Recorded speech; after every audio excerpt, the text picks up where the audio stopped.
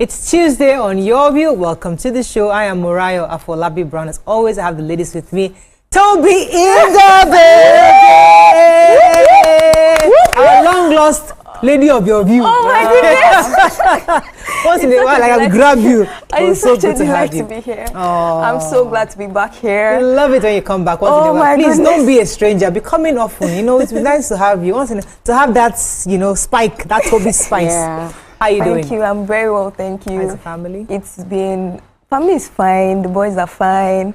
It's been God knows how long, but I'm grateful that I was able to make the best use of my time. I got involved in other things, productive things. I started something called the Student Entrepreneurship Series, where we have students from universities, undergraduates across that have started their businesses, right? And we've empowered them with skills to transcend beyond the university. Instead of them looking for jobs, we're there to empower them such that when they leave the university, they're not looking for jobs. Right. So that has been fulfilling for me, and I'm just grateful. I'm super grateful, grateful. Fantastic. Well done. Let us know how we can support you. Okay. The idea is for you to just shine, and we'd like to see ladies of you doing great things out there. So please let us know. We're always here to support you. Auntie Abigail in the building. Looking like we added auntie. Yeah. I will take this because you're wearing my color. I love it. That's my color. How you doing? I love the hair. You know I love this hairstyle on. It's so beautiful. For last cut. My friends are celebrating their birthday today. Oh really? Nice. Abimbola Ifaye Fumi. She's a very good friend, turned sister, and another of my friend Namsel. And that's Zidon Paparella. It's their birthday today. So happy birthday to you guys. Happy birthday. It's good to be on the show too. Nice good to have you. We have to borrow you from Pigeon. Nice to meet you. Thank you. I was telling them that she used to be on your belts, so we have the different view, ladies of your view Saturday. And then but when we came in, we then thought it was important for us to connect with also people who speak Pigeon English. And that's why her show was rested. But hey, we're still part of once you are your view, you're for life. Always. For life. So we can always draw you from the reserves. Whenever we need you. From our coffers. How you doing? I'm good. Yes, that's me. One and only. The shortest earring wearer in Nigeria. Big purr. I'm still battling with my cold. I made the agbo yesterday. This agbo that I made yesterday. If you drink it, my spirit will not let you. I don't understand this agbo thing. I have a good threshold for bitter stuff, but I don't think regular people can drink this. Everything is in it. Is that what you're drinking? No. This is green tea. Okay. But I drank it yesterday night and I drank it this morning. I already feel a bit better. I don't know if it's the mind, but trust me, in 3 to 5 days I will be fine. As long as they use malaria drugs, not 3 to 5 days. It's natural roots, trees, barks, leaves. I prefer that. After the show today, I'm on a hunt for a property in Banana Island, and I'm just hoping that I find something nice for clients. So please, may God order my steps. We want you to invite us to your house in Banana Island. Amen. You should pay me. MD, you know what you're doing now. It's your house. You want to come and see MD, make it happen now. Make it happen. Don't worry, calm down. We're all in the queue. God help us. How are you doing? I'm well. We thank God. I'm so happy. Coming here is always like a thrill for me. Refreshing. Me too. I love being on the show. So I just love what we do. Help to orientate people, let them learn from us. Because when I get feedback from our audience, sometimes I get really excited. Okay, that we're doing something right. Good. So everybody must put the little thing they can do to help society better. So your view is an inspiration to me, and I'm really grateful to be part of this family. Me too. Let's go on a very short break. When we come back, we'll look at the front pages of the papers. Stay with us. We'll be right back.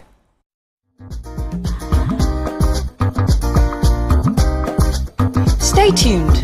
Your View will be right back.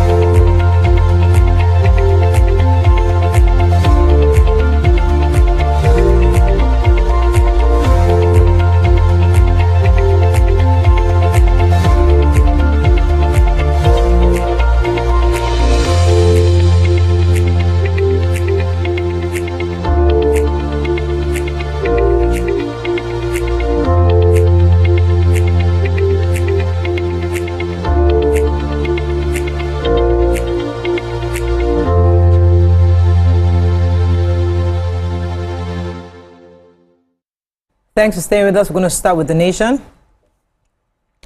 In fact, there's no story on the nation, none of the papers. So let me just go straight to inside the papers because FCT minister is still campaigning. FG kicks off a Greek renewal with 2,000 tractors. Africa's largest rare earth minerals project birthed in Nigeria. Tinubu pledges balanced infrastructure development. Abuja is safe for citizens, visitors, says government. I'm not sure which other stories we have here. Why we constructively engage the executive by National Assembly. What story do you have in I have the story on agriculture.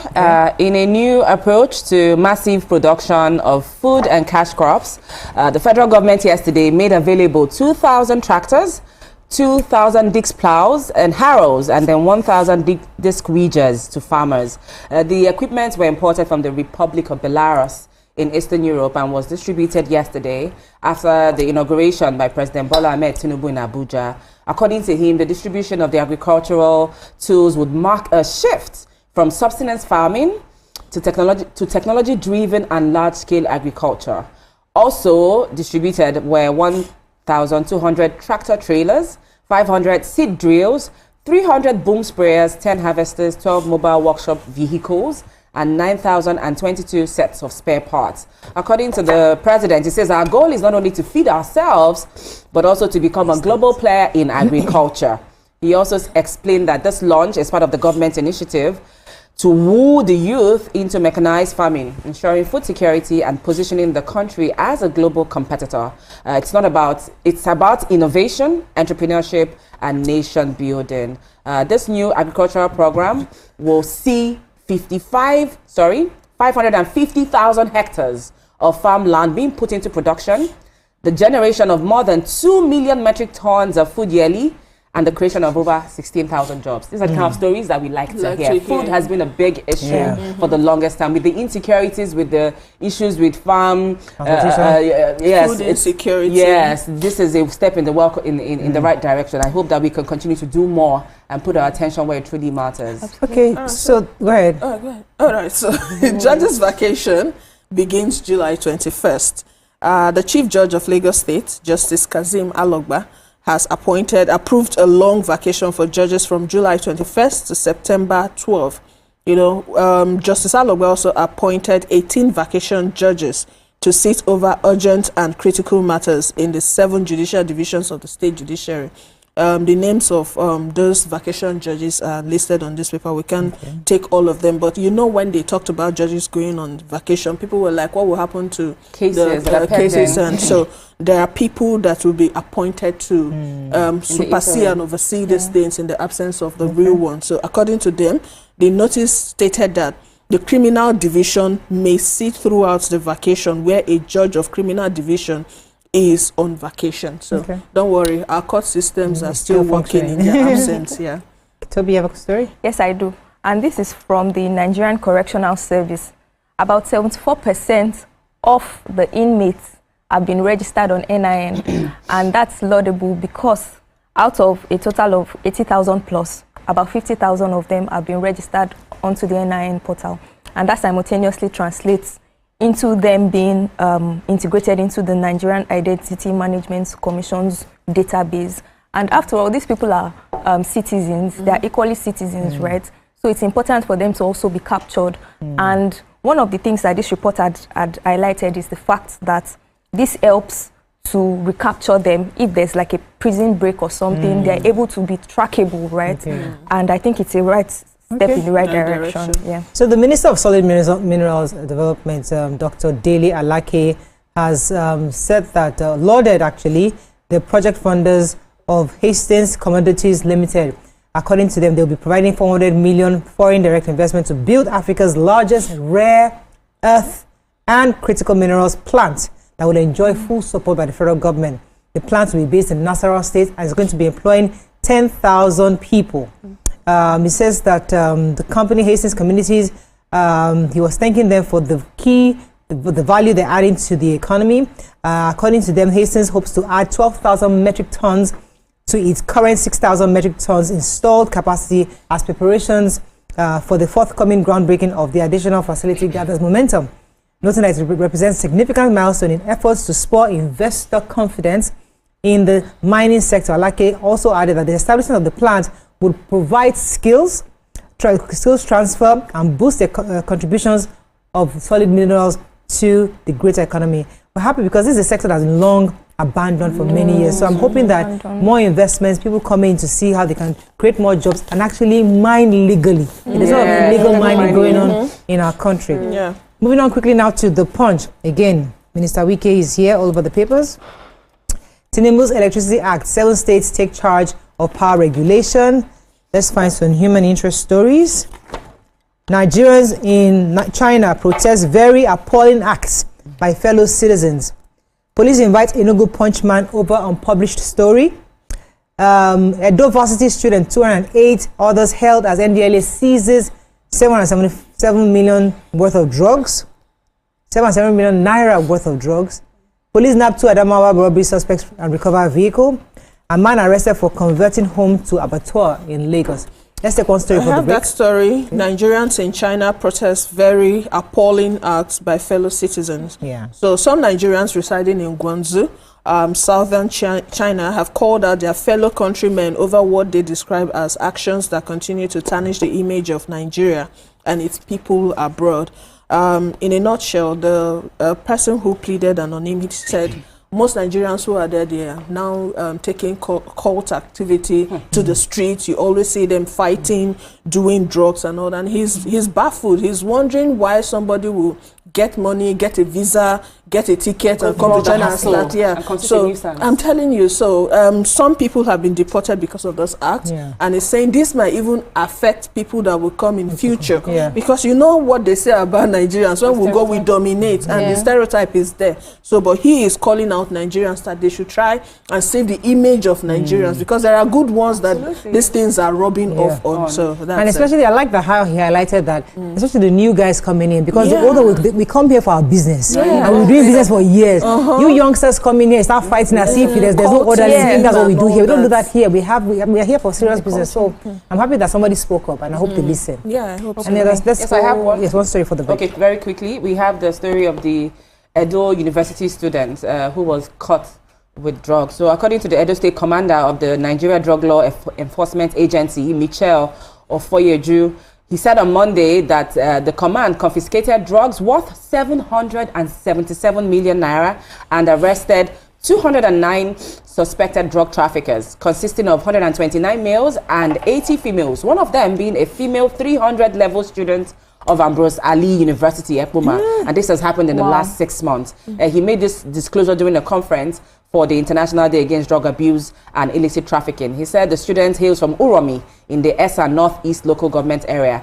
The student said that she ventured into drug trafficking to offset the loan that she collected from a microfinance bank. Now, according to the officials, they're saying that this arrest that we made a strong signal to warn drug barons that notwithstanding the disguise, they will be smoked out. The statistics are alarming. In the last 6 months, they have seized over 2,538.2498 kilograms of cannabis and destroyed 20.4330181 hectares of cannabis farms.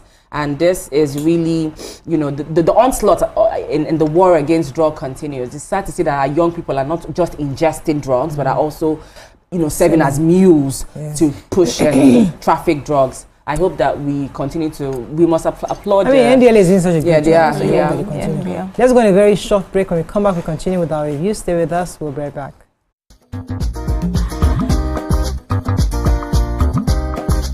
Stay tuned. Your view will be right back. My people, I greet you plenty. My name na Chika Okeke. My name na Uwi Balogun. My name na Damilola Banire. My name na Moyo Faraway Ahmed. If you also call me Moyo Listy. And this na Abigail. And I dare on top your view pigeon. I'm going to bring you bass, boost. I don't get person will be single mother before. He carry another man show say now my husband be this. After that day, the man no go see him again. If you snooze, you lose. If you miss this show, you miss out. On top this our show, I not dey gree for anybody. When you dey friend the husband, you not see sign say the guy smart, you don't vex, don't give signs. If they look for person wey go give am to you, fact as it be. Men no dey ever get force. If baby no dey for her, na the woman. talk no dey be person, make person no fit talk through inside. But for this country, we know say if we open curtain in the morning, waiting no good, no good. Me and my sisters, hey, we go tanda gidigba for inside studio to give una all the latest information. But look, we no even take responsibility for the children. Please, the man. And that's some Poria.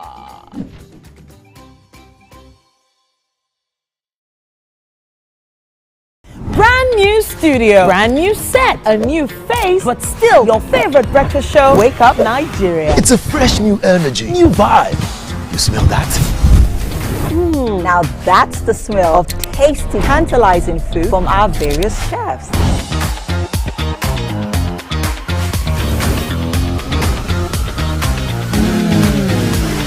And when it comes to sports updates with insightful analysis, the place you want to be is Wake Up Nigeria. That's right. Every second there's a fresh occurrence, and every minute there's a story to tell. Keep abreast of happening locally and internationally via the news updates of Wake Up Nigeria. It's light camera fashion, where we strut, slay, and sashay, and keep you updated with all the latest fashion trends. Level up your morning. Watch Wake Up Nigeria, where every morning begins with a spark.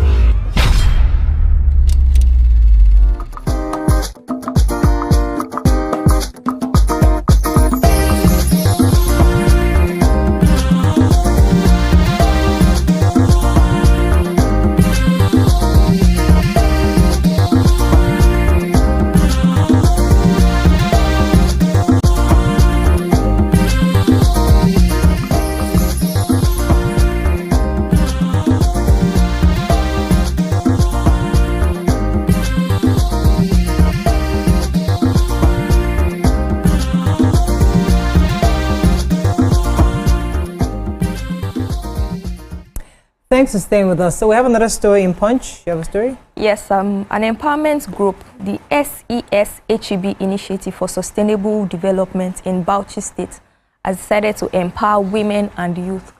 Knowing the ongoing conversations that happen in the north, in Bauchi State, about women and youth, this is applaudable, right? And one of the things the group had said was that they hope to provide enlightenment, advocacy, support services, access to intervention and platforms for skills development and sustainable empowerment. This is a step in the right direction, as the Bauchi Local Government Association coordinators had an inauguration to celebrate this milestone by the NGO. Okay, so I have a story. Following the signing of the new Electricity Act by our President in 2023, right now, if you recall, the power sector has been decentralized such that NEC doesn't have the full power. All the states have been individually empowered to regulate electricity within their state. So currently, according to this report, there are about, I think it's few states, I think it's 7 states can now control their own electricity markets in accordance with the Electricity Act of 2023. That's Enugu, Ondo, Ekiti, Imo, Oyo, Edo, and Kogi. Other states like Lagos, Ogun, Niger, and Plateau are also expected to complete their own migration to between June and September. So what happens is that the individual states can then regulate power. So it doesn't have to go through NEC anymore, because it seems like NEC has weakened their power with the years, and they've not been able to regulate the entire nation. So since the President signed that act, it's a historic shift in Nigeria's electricity governance from centrally regulated to one where states can now distribute, regulate within their borders, which is good. I'm really waiting for Lagos State to be the one in charge of distribution, because all the ones are going up and down to NEC. We can now hold Lagos State government. I think it's last year, I believe. There's going to be, not last year, that's for elections. There's a Lagos State body that actually handles power. Moving on now to Daily Sun. Plateau, Northern senators warn against reprisal attack. Constitutional amendments will correct structural imbalances in Nigeria and deepen democracy, says Senate Leader Bamidele. Let's see, which other story? Gunmen attack Benue, links bus, kidnapped driver and 11 passengers. While we're reviewing police training manual, says IGP. Let's see, Plateau indigenes in Kaduna mourn victims of mob attack in Mango. Okay, which story? I'm not sure which story. The gunmen kidnapping passengers in the Benue links bus. Okay. So according to reports, a Benue Links bus with registration number 14B143BN has reportedly been attacked, robbed, and its passengers abducted by several suspected kidnappers, I beg your pardon. Now, according to the reports, this incident occurred at 6:30 p.m. on Sunday, June 22nd, 2025, along the AK axis of the Okpoku local government in Benue State. According to sources, the assailants waylaid the bus and robbed the occupants of their variables before taking them away into the nearby bush.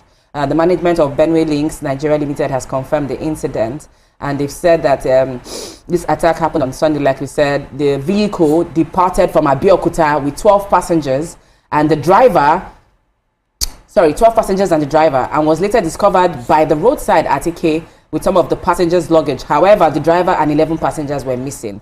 One passenger managed to escape and reached the AK police station and reported that the bus was ambushed by armed kidnappers. Lots of sad things happening to people from Benue State, and these kidnappings continue to occur. It looks like kidnappers are roaming free. It's important that our state's police continue to work across borders. Even this chief judge who was kidnapped in Bayelsa, it's how they've turned it to a lucrative business. Absolutely. With no stop. A chief judge was just kidnapped in Bayelsa. I think recently, was it yesterday or the day before yesterday? He was whisked away from a popular Somebody was recording that. Really, really sad indeed. So food security, women lament exclusion, credit barriers. According to what we have here, women farmers have decried their non-inclusion in decision-making, policy formulation, access to credit, among other critical issues in the nation's pursuit of food security. Now, the public relations officer of Ogbonge Women, which is a non-profit organization, has come to say that women have been sidelined, despite the fact that you have 60 to 80% of women in agriculture when it comes to having access to funds and distribution of agricultural produce and reinvestment. Women have been sidelined and they are giving it to men, and they are saying this is not right at all. According to them, if they must have to jettison the food insecurity and make food available in the Nigerian market, they have to include the women, who are one of the major parts of the agricultural sector in Nigeria. Okay, so let me talk about the constitutional review that is ongoing. So Senator Kwayemi Bamidele, who's the Senate leader, assured Nigerians that the forthcoming zonal public hearings on the proposed amendment of the 1999 Constitution will be inclusive and participatory.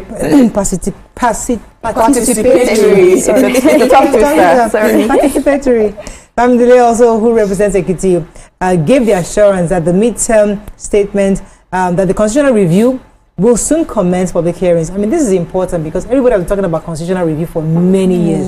We're not even sure what it is anymore, because different constitutional review means different things to different people. I know there was a state review that happened. Now this is going to be a zonal review.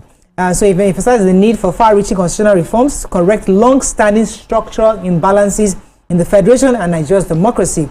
The lawmaker further stated that the 10th Assembly had made significant legislative process, and the vision goes beyond just passing bills. I'm happy about this. I hope that people come out for this. Is a public hearing, so they'll come to us and tell us these are the things we've agreed to review. If we're in agreement, we give them our support, or we can then share with us their own thoughts. Yes, I do. Frank Onyeka on setting on next move. So Frank Onyeka, for sports lovers, would know the name, right?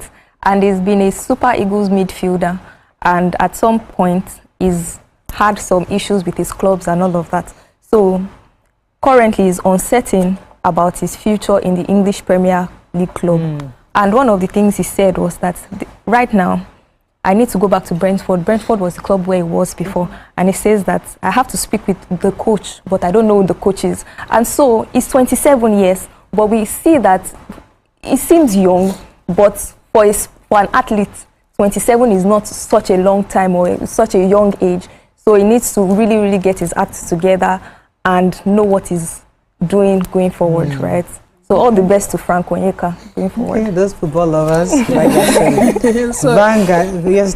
Vanguard, right? Yes. FG kicks as US issues. Have you read I thought that's what we were reading. No, I think I have. Go ahead. Okay. That's Vanguard, right? Hunger, poverty, now security. I've not read Vanguard, but there's really nothing to read. Go ahead, please. Okay, so federal government kicks as U.S. issues security advisory on Abuja. Recently, we heard that the U.S. government has issued an advisory to its citizens that they should avoid any public places and military zones in Nigeria, especially in Abuja. So the federal government yesterday rejected the security advisory issued by the United States government to its citizens living in Abuja, stating that there is no security threats within the federal capital territory. So, but as we said, they've they earlier issued a fresh travel advisory on their official website. But well, the long and short of it is, U.S. government, they are trying to protect their citizens and telling them, please don't go to public places. Even you, that you have to use security men, be careful. But Nigerian government, of course, say, don't worry, we are free, we are safe. Yes, Abuja is one of the safest bombing Iran that's its first Yeah. I beg they should face their front. Which other story? So I have a story on Lagos plastic ban could trigger job losses, says the Manufacturers Association of Nigeria. We know that there's been a ban on single-use plastics over time by the Lagos State Ministry of Environment. And so the Manufacturers Association of Nigeria is saying that this could lead to job losses and economic operational losses. It could also lead to social consequences for the manufacturers, the traders, the recyclers, and the end users. And so the Director General of the Manufacturers Association of Nigeria said that it is not a plastic problem, but a waste management failure. It is the failure of plastic waste management that leads to pollution, not the material itself. So it's kind of like making a point or a case against the fact that single-use plastics, yes, would lead to job losses, but there has to be proper management systems in terms of the waste to ensure that Lagos State flows. If we lose job because we don't use plastic, it creates an opportunity to create another kind of job where we now use recyclable material. So nobody's going to scare us. One door closes, another opportunity. So they will definitely. And the environment is much more important. Exactly. We don't have an environment to survive. So that's a capitalist probably speaking. But the point is that we have to find opportunities to still live in within our challenges. The Nigerian Tribune. Let's find final stories. Akeredolu's wife, Ondo government place. They all trade words over demolition of the church massacre monument. Iran launches missiles at U.S. base in Qatar. Alleged $7.2 billion fraud. EFCC arrests ex-NNPC chief financial officer and ex-Warri refinery managing director. And I'm not sure which stories. Many hypertension cases on diagnosis federal government. And which story? I have the story on the arrest. Operatives of the Economic and Financial Crimes Commission, EFCC, have arrested a former chief financial officer, CFO, of the Nigerian National Petroleum Corporation Limited, Umar Ajia Isa, over alleged $7.2 billion fraud perpetrated with the rehabilitation of the Kaduna, Warri, and Port Harcourt refineries. Now, according to a reliable source in the EFCC, we were informed that the former managing director of Warri Refinery, Jimo Olasukomi, was also arrested by the operatives in connection with ongoing investigations by the Anti-Corruption Commission. Other key, according to the source, were informed that former top NNPCL officers were among key officials who are being investigated on the turnaround maintenance of the 3 refineries. They are being investigated for alleged abuse of office, corruption, diversion of funds, and kickbacks from contractors. According to the source, these arrests were made as part of the ongoing investigations by the commission.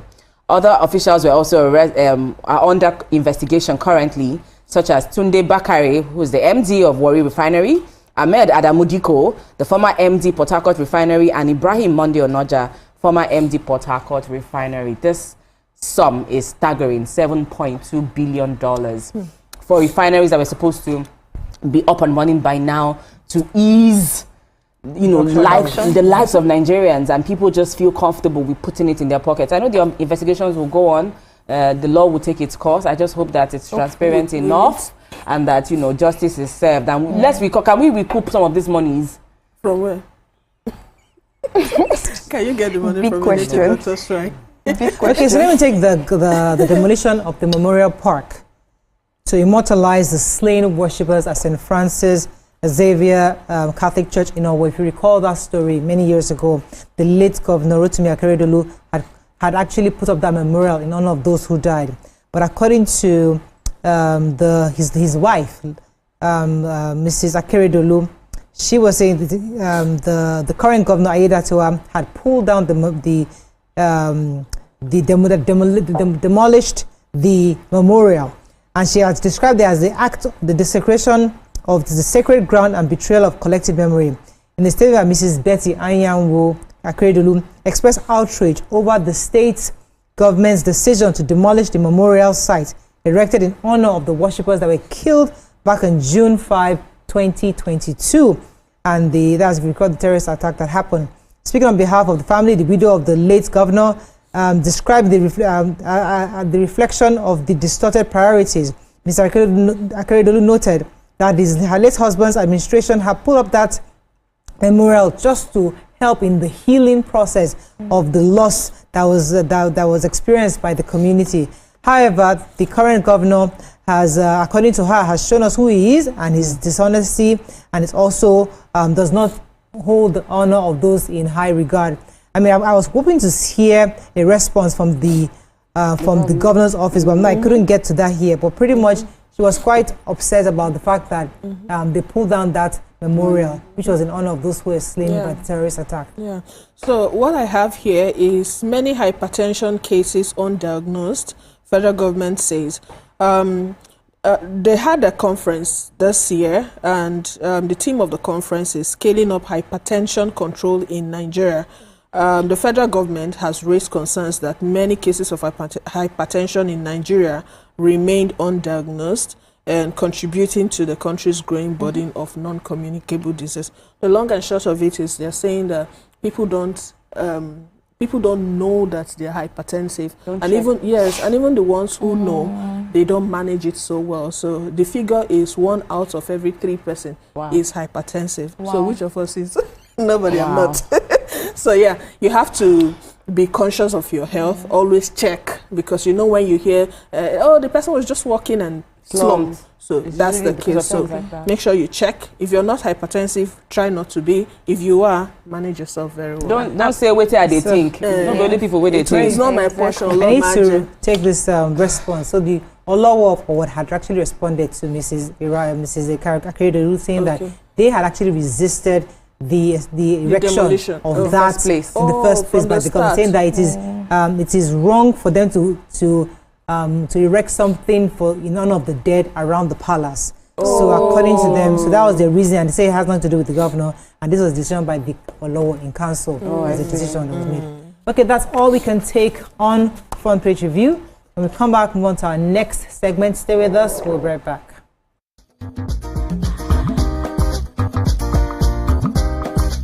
Stay tuned. Your view will be right back. In a country with over 300 plenty languages, why you go the only focus on Yoruba, Hausa and Igbo, where we get a common language where they unite everybody from Oga to even Madam self and every person waiting for street. That's why we dey introduce you 89.9 Yanga FM, the #1 urban pidgin radio station where they unite us all. From the award-winning breakfast show Waiting Day with your brother, your friend Wale Po.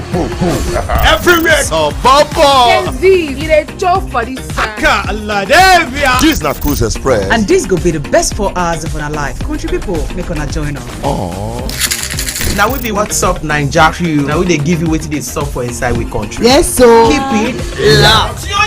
If God be your papa, why you not gonna make younger? Come to a holla. Now here we dey settle all the matter. Bro, we right here. Nobody better than we, right? I can always be that. Make I just be the last sensible voice where you go hear. Now we be 89.9 Yanga FM. Get ready to step into the heartbeat of your city like never before. Welcome to Events Diary, where every moment is a celebration. From the electric energy of Owambe extravaganza, to the richness of our culture, to the sophistication of corporate gatherings, Events Diary is your VIP pass to the hottest gatherings in Nigeria. And guess what? I'll be your guide, your style icon. Each week, join me as I transform from traditional chic to corporate sleek. Whether it's a birthday bash or a high-profile gala, you won't just sit. You feel like you're right there with me. Aww. From meetings to evening soirees, I'll be there. Or to the trendiest street festivals or to music concerts, Events Diary has something for everyone. So join me as we explore the vibrant tapestry of Nigeria. Hey, my people, I greet you plenty. My name na Chika Okeke. My name na Uwi Balogun. My name na Damilola Banire. My name na Moyo Faraway Ahmed. If you also call me Moyo, listen. And this na Abigail. And I dare on top your view pigeon. I'm gonna bring you bass, boost. I don't get person will be single mother before. He carry another man show say now my husband be this. This na wetin you want. After that day, the man you no go see am again. If you snooze, you lose. If you miss this show, you miss out. On top this our show, I not dey gree for anybody. When you dey friend the husband, you not see sign say the guy smart, you don't vex, don't give signs. If they look for person we go give them to you, fact as it be. Men no dey ever get forced. If baby not dey for her, na the woman. Talk no dey be person, no make person no fit talk true inside. But for this country, we not say if we open curtain in the morning, waiting no good, no good. Me and my sisters, hey, we go tanda gidigba for inside studio to give una all the latest information. But look, we not even take responsibility for the children. Please the man. And that's some poria.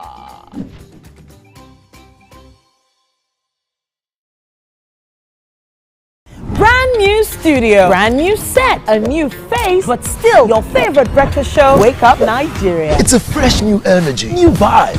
You smell that? Now that's the smell of tasty, tantalizing food from our various chefs.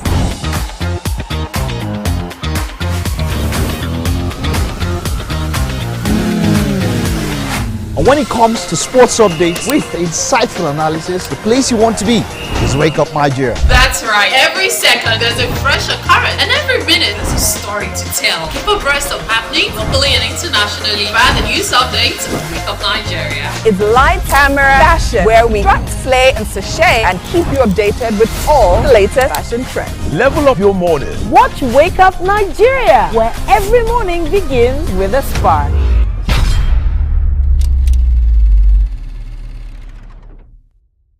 I'm Nifemi Oguntoye, news anchor with TVC News. My day is usually busy and it's difficult keeping up with breaking news stories, trending stories, business news, stock exchange and what have you. But with TVC News on WhatsApp, I'm able to catch up with all the breaking news, real-time updates and trending stories on the go, right on my phone, no matter where I am. It's quick, easy and always on. And here you can join us by scanning the QR code or using the link on our X and Instagram. Why wait? Come to the side of news that keeps you ahead. Erected for a century of a century. Speaking, advocating, protesting as the arts are meant to be.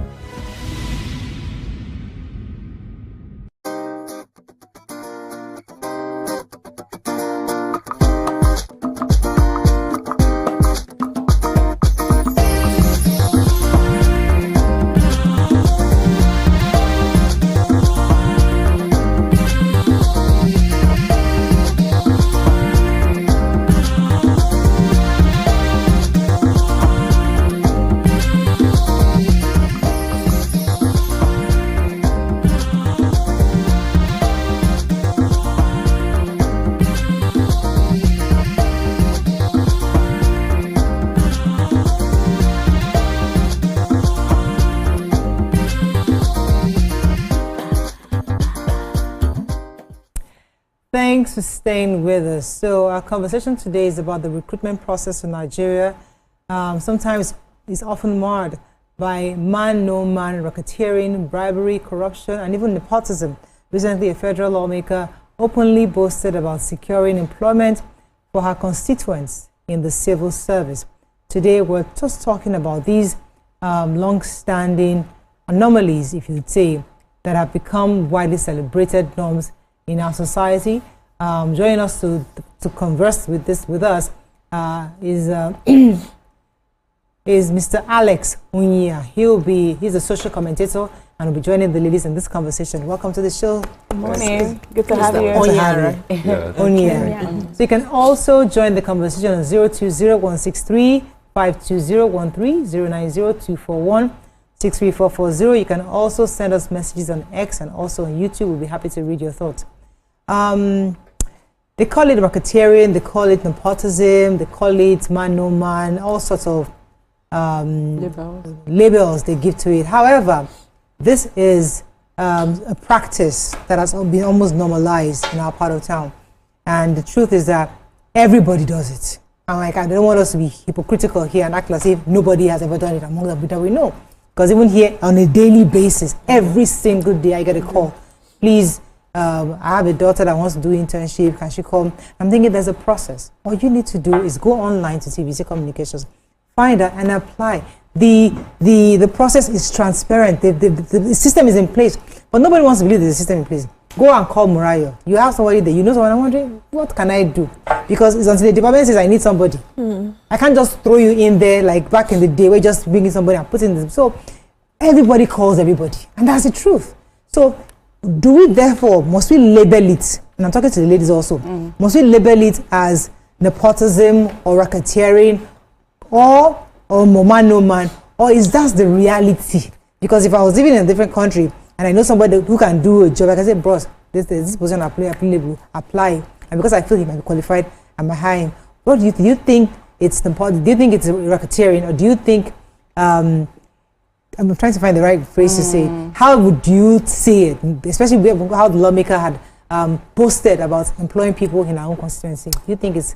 I think it depends on context. Okay. So for private institutions or private organizations, sometimes I know that when there's a job opening, sometimes they even start from sourcing in-house to see who wants to, move or switch positions, and then they can say, oh, even when they put out the public, notice to say we're hiring, some people who know, some current members of staff who know proficient people, and so that's the key word.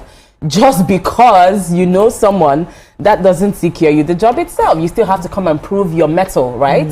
So that for private institutions. However, for public institutions or federal parastatals, you know that it has to be slightly different, because we can pass the wrong message, and it's important that fair play continues to exist and that equal opportunities are presented to everyone. Even with our public positions, public office positions, we often say, oh, the reasons why we go to elections and all of that is so that we can get the best man for the job. So I think context matters. However, with this particular lawmaker, if you read the story, it's very sketchy.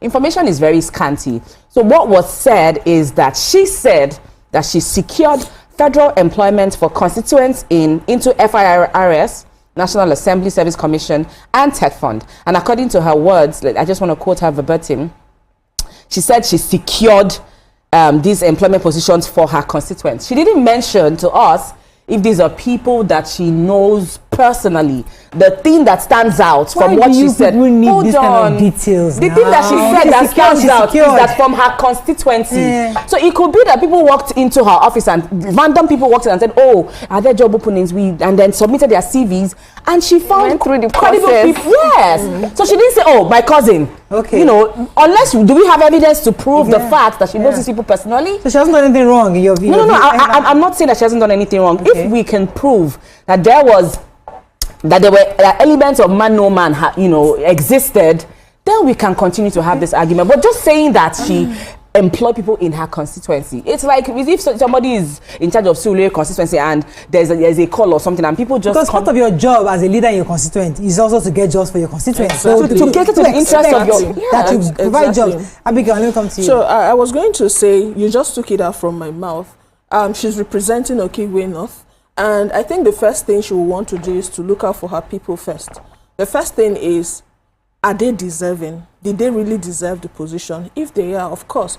If you need me to recommend someone for a job, you don't need me to go and get a stranger. It has to be somebody I know. Yeah. You can vouch for. That I can vouch for. So I don't know why they are bashing her. Exactly. Because I don't see the big deal in it. But Nigeria, we like to overstretch stuff, especially if it doesn't affect us directly. The people actually bashing this woman, they are doing it differently in their places. Talk about education, when they will tell you your catchment area, okay, these people, they are not well educated, so they can have 160, why the other ones will have 120. Is it not the same thing we are talking about?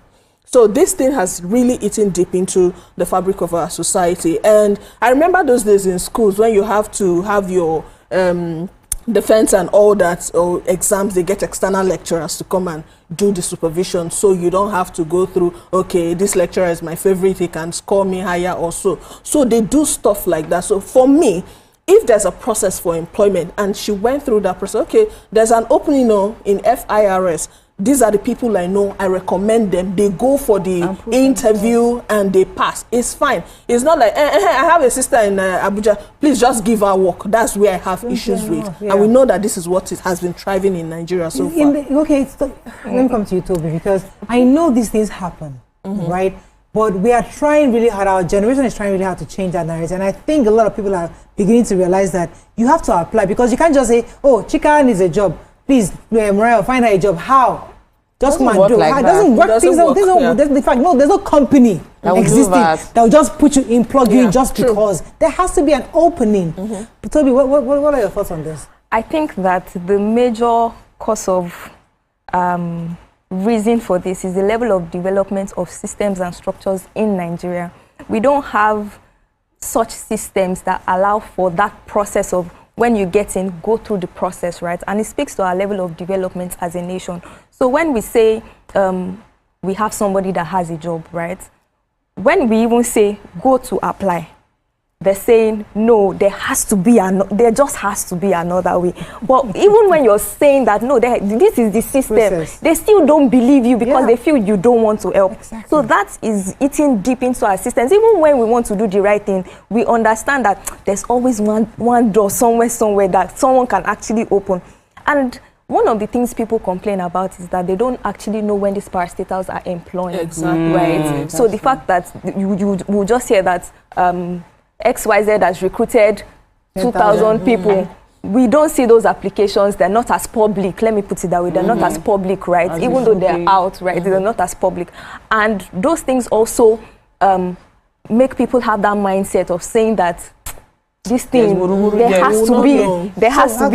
And I think that it speaks to relationship management. Man, no man, yes. Woman, no woman, yes. But at the end of the day, you have to know somebody and have maintained a certain level of relationship with that person. Because if someone comes to me out of the blues and says, my niece needs a job, I'm like, you've not even maintained this relationship for you to be asking for this kind of thing. So I think also at the end of the day, it speaks to relationship management. Okay, also, I'll come to you. I'm going to go on a short break because this is public service. For a company, you might need skilled labor for certain tasks. But for public service, there is a system in place. You are a plug-in. This is how we do. When you wake up in the morning, when you come to the office, you fill this form, put it to this table, you pass like this, every form you get, it's a plug-in. So you don't need any specific kind of skill. So anybody, man, no man, I have one sister that just got so yeah, come to fit. Should be a good fit. Anybody can be a good fit because you learn, you will be trained into the system, and you know. So you're not looking for a skill. So why is there a problem with man, no man, especially because in the political circle, you still need to fulfill your political obligations to your constituents, because you are a lodger, you helped in getting galvanizing people, you call the young people, you are promising the people that I will get you jobs in government, because government job doesn't need you to go and learn AI or this to go and learn some kind of skill. It's just a plug-in. Go in there, they teach you the process, and you follow it. Yeah. But let's go on the break. When we come back, we'll discuss this further. Stay with us. We'll be right back. Welcome to Pure Entertainment. What would you like to order from our menu today? We have the regulars. So let me go and look for my jam results. My 280 was 320. I suppose don't be one medical. At this point, I contest my jam results. I want to close the show. I can go. I can. That's all we can take. Ejeki, close the show. Ladies and gentlemen, number one, Unavailable by Davido featuring Musa Keys. We also have today's chef special. Yo, shine, shiny, yeah. Say recap done, and it's time for number one on the countdown. One of Nigeria's hottest artists right now, his name is Rema, and this one is called Charm. Check it out.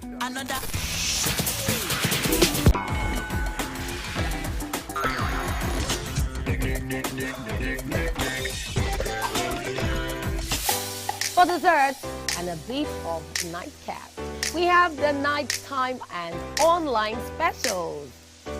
I want to start the gym, yeah? But do you know one thing that's actually keeping me back? You should start the gym though, you're getting fat. cricket. She says she does pole dancing to empower women. What's the difference? There's a difference. That's what I'm saying. So pole dancer, you're already almost naked. You're already almost naked. No, it's the empowerment for me. Sex can make a relationship better. No. Sex can never be overrated. It is needed. Especially when it's good sex too. Almost every guy has been with somebody's girlfriend. But they are for all of us now. That's why you're still single. I would not agree or disagree with that because I don't want to get into trouble. I have a home to go to. Your next question. Oh, you ready to fail? Who is the better? You scissors. What is his name? That woman. Bam! Bam! Yeah, Today we'll go here. Hey. Let's catch up now.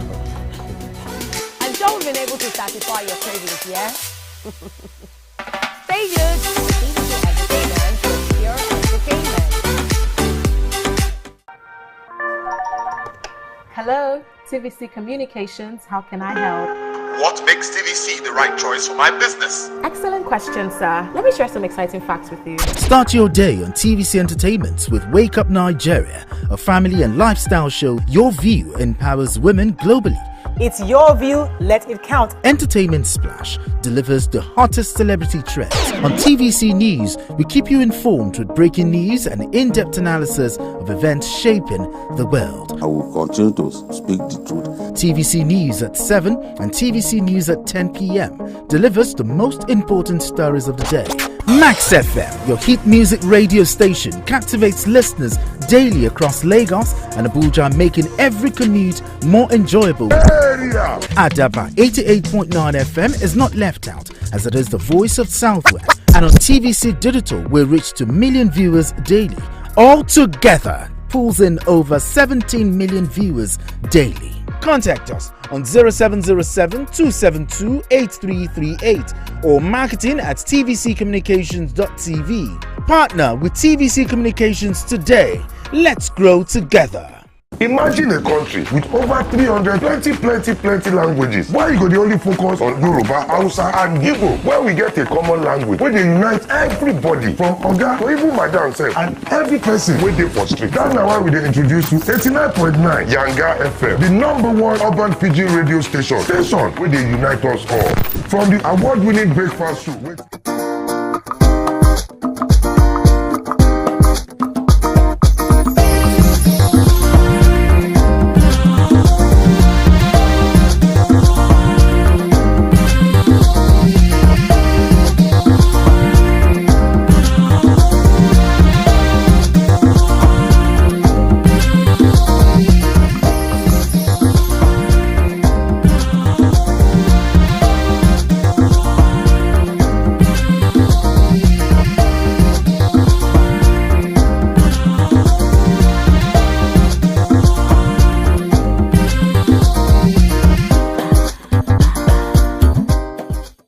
Thanks for staying with us. We're still discussing this issue of man, no man to get a job. And I'm coming to our guest now, Mr. Alex. What are your thoughts on this, especially juxtaposing that with what the lawmaker had said outrightly over the social media? Okay, so in terms of the lawmaker, it's kind of quite complicated anyway. So, but the point is this: I've noticed that we have started normalizing error in our society. For me, I have a dream for Nigeria, and my dream is very simple. We need to be able to restore merit in our society. Because you go through school, spend 6 years, I mean, of course, probably 16 years in school, and you had first class, and somebody has third class, and the same job both of you applied for, the person with third class is already getting that job. And sometimes they put it to your face that I'm going to get the job before you. And you are sitting at home for 5 years without a job, knowing that, what? Because you don't know somebody. Is this what we want to normalize because you know a politician? That's absolutely wrong. So when we see something that is wrong, we need to know it. Then secondly, the one that is even more painful for me is this. You're a medical student. You spent your entire years in school. To get an ordinary internship placement, you are being asked to pay 400,000, whether you made first class or not. I mean, whether you aside from MBBGS, in terms of with medical lab, pharmacy, and the rest, you have to pay for state or federal university and federal teaching hospitals. Why should you pay? Maybe to reduce the numbers of people, because there are lots of people trying to get no. So just trying to see. That is absolutely wrong. You want to work in immigration, you have to pay. Police, you have to pay. CBN, you have to pay. I'm even hearing that CBN can even pay as much as 8 million to get a slot. So how do you expect to pay to come into a system and you wouldn't want to steal and get your money back? That's right. So that's why it's important that we restore merit in our system. If you work hard, you should have an expectation. When you say school is a scam, why is it a scam? Because I know that if I waste my time studying to be able to make a first class, I can get this job. So what's the point? I would just rather go and learn trading earlier on and stop wasting my time. So that is why we need to, so these things are wrong. Whether it's been normalized for several years, that doesn't make it right. So the point you're making right now makes sense. But I'm talking about so that happens. But the reality is, wherever you are in the world, somebody knows somebody. So when you go to a different country where you see the regular citizens, you have to go through the system that is in place. But there's a higher level that you might never get to. The levels of maybe Trump's children or Elon Musk's children, they are in a different level where it's about, okay, you might not get a first class, but because I know Trump as my friend, or I know, what are the rich guys' names? You know, one of any of those big names, right? There's all these family members. I say, go and work for Jeff because we have that relationship. So there's that level. So that happens. Let me tell you something. Whether Elon, whether Jeff, whether Trump, look at their academic qualifications of those children. See, those jobs they are in, trust me, they are actually qualified to be there. So when you see that, I mean, when two people are equal and somebody have like an undue advantage, maybe because of your political position, of your family influence, that is understandable, right? But a situation whereby you made first class, you are qualified to be here to add value. Somebody made third class or even managed to graduate. You people are not even in near par. So if you take the third class ahead of the first class, which message are you trying to pass? Let me take this call, Neka. I'll come back to you. Good morning. Thanks for calling, Neka. You're live. Hello. Good morning. Good morning, madam. Go ahead, please. Okay. I'm a first-time caller. Welcome to the show. Thank you. Okay. Your topic is very interesting. Go ahead, I Neka. just have my reservation because I want to say Nigeria has actually failed us, but Nigeria has failed me. I know when I worked in the bank, I worked with a financial institution and I worked there for 12 years before COVID-19 happened. When I went out to seek for a job in different organizations, I went somewhere, I don't want to mention the organization's name. When I got there, I was told to bring 3 million naira to be able to get the job. The person just told me, said, look I will just put your name here. Do you understand the situation of the country? I went to another organization, I was told, you don't belong to our cabal or something like that. In my very before, don't mind my English, in my presence, someone was giving an appointment letter that cannot even sign signature. She was asking someone beside her to help her to sign signature. This is the corruption in this country that I don't even understand. Neka, let me pause you for a second. I want you to correct yourself because those are Nigerians that did that to you, not Nigeria. So Nigerians who did that to you are the corrupt people. The nation Nigeria didn't do that to you. I hope you understand the difference. Yes, I do. Thank you. All right, so we'll discuss it now. Coming back to so that's the Nigerian speaking who went to a random company and they're asking her to pay 3 million naira. Now that is illegal. That is wrong. That's what we're talking about, the racketeering. That in itself is illegal. And I don't want us to mix that up with man, no man, because that's where my own confusion is. Is it like you can use the word recommendation? Recommendation. No, recommendation is normal, right? But I can have a preference because I know you. and I know your skill. I know your ability. Even though Toby is qualified, she's a first class. And I say, okay, for this job, I think I'd rather go on Alex because I know him and I can. Recommendation is a global practice. Exactly. Right? But there are some jobs that going through the process becomes critical, especially when it has to do with medical or engineering. You can't use because you know somebody and be able to do something that create, like for instance, what happened with Boeing that they had a lot of issues. It's because of things like this. So there are areas that you don't take those things to, right? So this is one thing that we need to know the difference. I mean, like, ladies want to jump in here? So I hear you, which is why earlier on I spoke about context, that, you know, in certain cases, it might not be it might not have so much of far-reaching consequences if someone comes recommended and comes on board, as long as they have proven themselves that they are a perfect fit, they're proficient, they have the requisite skills to actually take up that job. That's different. But in certain other spaces, which you've just mentioned, like maybe in the military, for instance, or maybe in education, you absolutely have to go, you know, through due process. But so my question is, we know for a fact, we're not disputing here that we know that corruption happens, racketeering happens. I just, from the very, you know, sketchy information that this lawmaker gave, I couldn't prove beyond reasonable doubt that she went and just picked people and put them in position. If that happened, then of course what she has done is blatantly wrong. But what I'm even in that one, so the truth of the matter is, I mean, I've seen such applications before.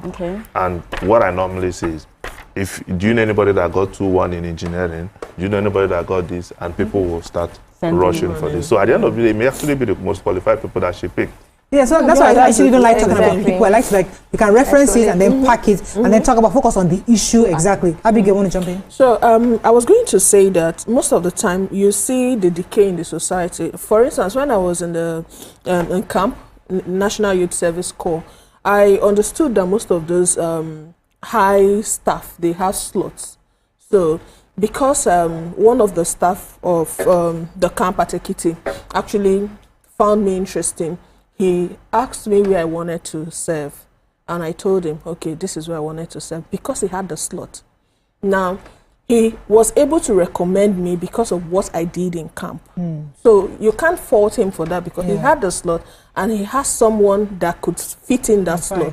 Now, what I was going to say is, sometimes when we give people jobs that are not deserving, that's where we start looking for expectations, and that's why you start having issues of, do you know who I am? Negligence in duties, and most of the time they don't even know what they are there for. And then you just see that when you say civil service, they just go sit down in the office from morning till night, wasting the our resources. Meanwhile, there are people actually looking to fill up that space that can actually make a difference. So that's the only thing I think we want to take it. Yes, I want to take Gania's been holding. Good morning, Gania. Thanks for calling. You're live. All right, good morning, Mariah. Good morning, the rest of the crew. Good morning. Okay, I'm a first-time caller and I'm also a recruiter. Nice. Okay, so my own perspective to this issue is that I believe that irrespective of, there's different recruitment processes, and I believe that people still get qualified people that merit jobs, they still get it. In the organization where I work, we don't give room for nepotism, and I have a couple of several organizations like that I know that you work in, you apply, and you get the job if you merit it. So we don't generalize issues. I believe that there's still room for meritocracy, you know. You see embrace it in some parts of Nigeria, irrespective of the fact that in government sector, we could say maybe among the politicians, they give room for nepotism, and you can't really blame them, because, for instance, if you have a councillor or a house of maybe a member of House of Representatives or something, they have to fight for his constituents, because when the person leaves that seat, those are the things that will speak for him or her. Okay, thank you very much, Gania.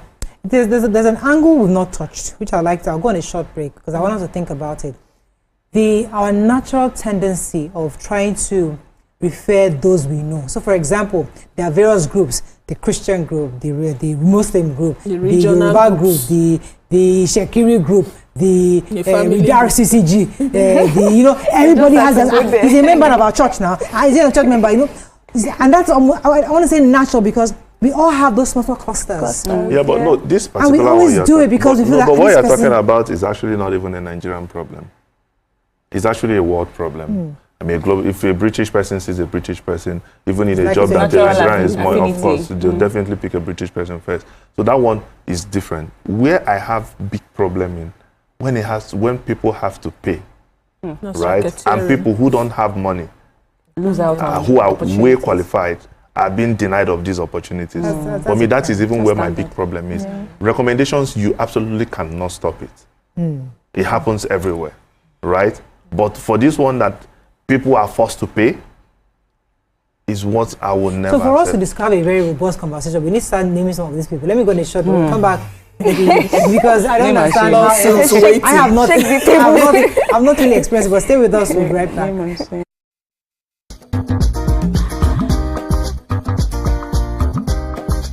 Stay tuned.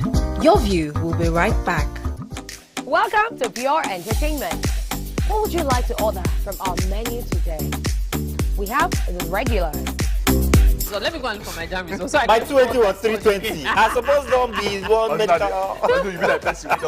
At this point, I contest my jam results. I want to close the show. I can go. I can. Okay, that's all we can take. Ejeki, close the show. Ladies and gentlemen, number one, Unavailable by Davido featuring Musa Keys. We also have today's chef special.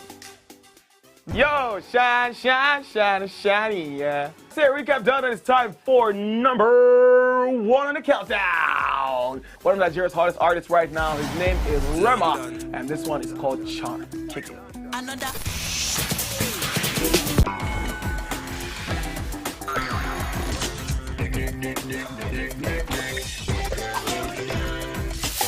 For dessert and a bit of nightcap, we have the nighttime and online specials. I want to start the gym, yeah? But do you know one thing that's actually keeping me back? You should start the gym, though. You're getting fat. Cricket.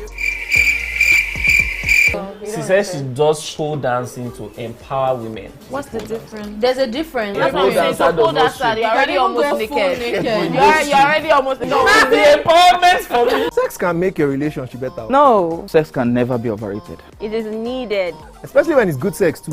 Almost every guy has been with somebody's girlfriend. But they are for all of us now. This is. That's why you're still single. I will not agree or disagree with that because I don't want to get into trouble. I have a home to go to. Your next question.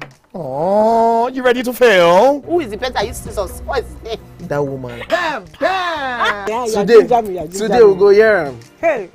Let's catch up now. I'm sure we've been able to satisfy your cravings, yeah? Stay tuned. Pure Entertainment.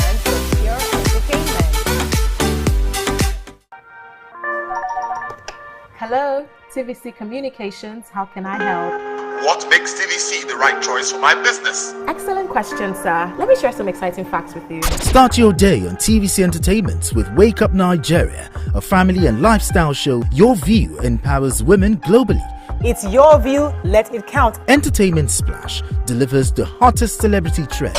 On TVC News, we keep you informed with breaking news and in-depth analysis of events shaping the world. I will continue to speak.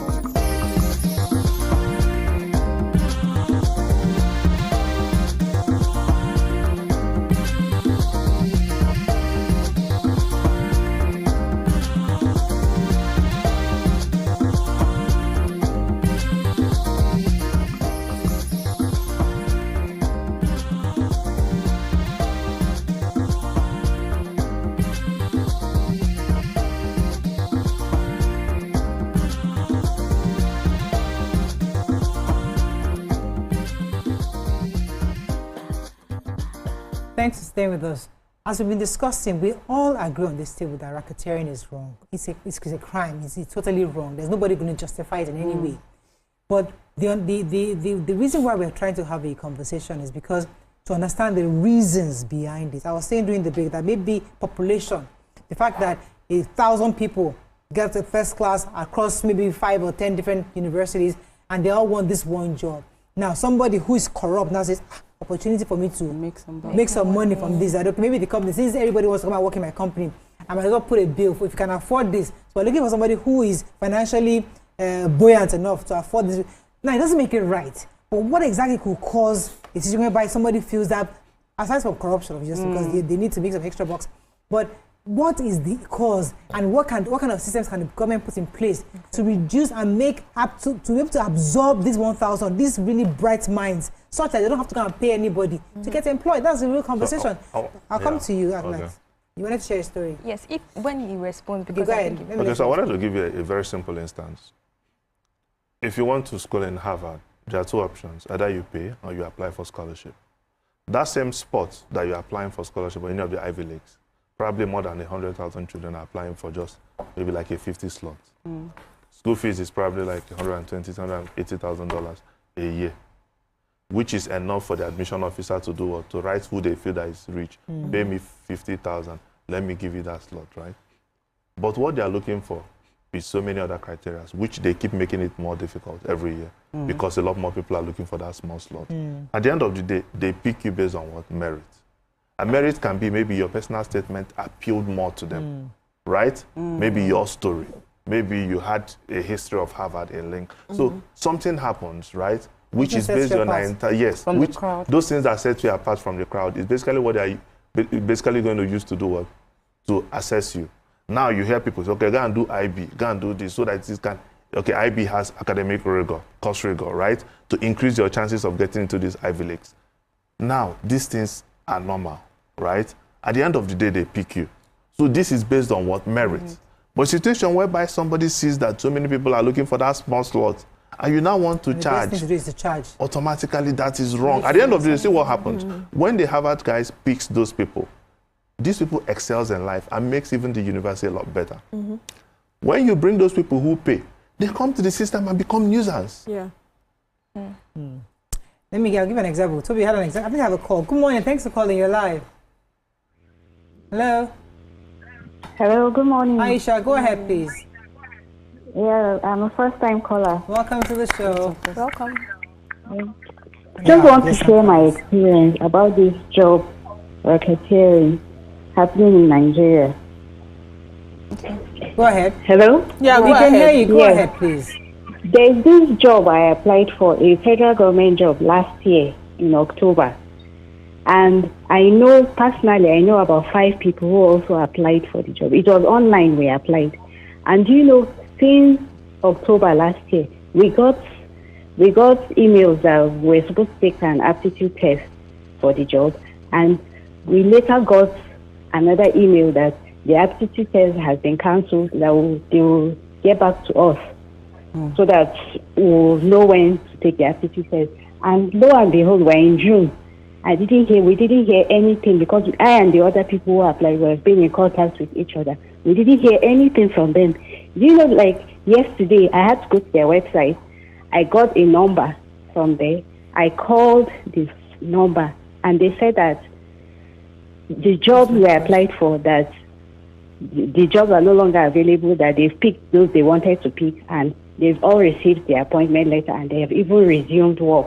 So I don't blame the member of House of Rep who gave her constituents the job, because personally, if I know any member of House of Rep, I can meet and beg to help me with a job. I will, because I am tired of applying online and not getting jobs. Okay. Seriously, it's a Nigerian. I don't know. Thank you very much for that, for that, Aisha. Because Aisha says she applied for a job.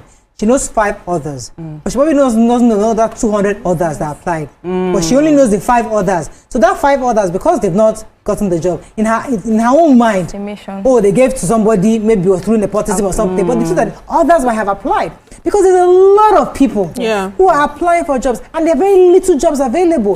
So sadly, unfortunately, we live in a country where we have not been able to create jobs and for employment for our citizens. So the tiny jobs that are left, there's a lot of people who are looking for that job. So I understand where Aisha's pain is coming from. But let's not say, oh, Nigeria happened to us or this happened to us. It is the fact that they have limited spaces, and that is true. I don't like that idea of limited spaces. See, I like system-based approaches. If you're a limited spaces, tighten up your criteria. If it's still more limited, still tighten up your criteria. That is the way. Even normal visa application, they give them slots. We only need 200 for this month. and people are applying, you're seeing a lot of rejection. Immediately they see any small error, they reject, but people still get it. So the point is, and this is the global best practice, if there are limited slots, make your processes more difficult. The point is that everything should be done on merit. I hate the idea of, because of the limited space, people have to pay. No, it should never be accepted. Absolutely. Nobody necessarily will say that we should pay because they're limited space. But I hear you, right? And that's valid. And you see, a lot of times we say Nigeria, the system and all of that, but I've been a beneficiary of the Nigerian system. So in my work as an entrepreneur, right, we had this National MSME Awards all across Nigeria where entrepreneurs applied for the application. And last year, so we'd had 7 editions. I got nominated twice. I didn't know Jack. I didn't know anybody. I got nominated during COVID and then last year. And so when people ask me, how much did you pay? I'm like, I didn't pay anything. Who do you know?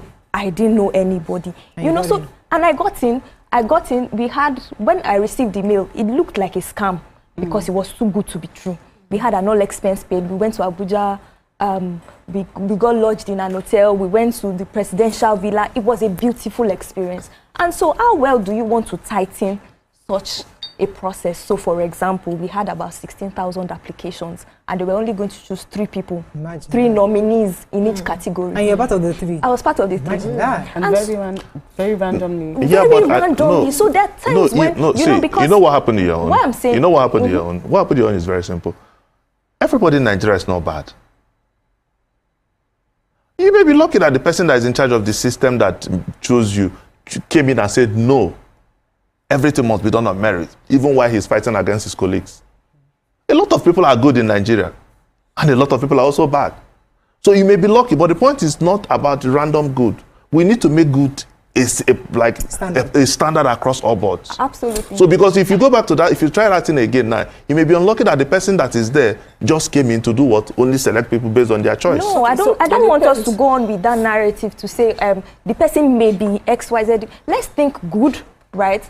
In terms of saying that in the next application. So for me, that type of irrespective of whoever is behind the scene, right?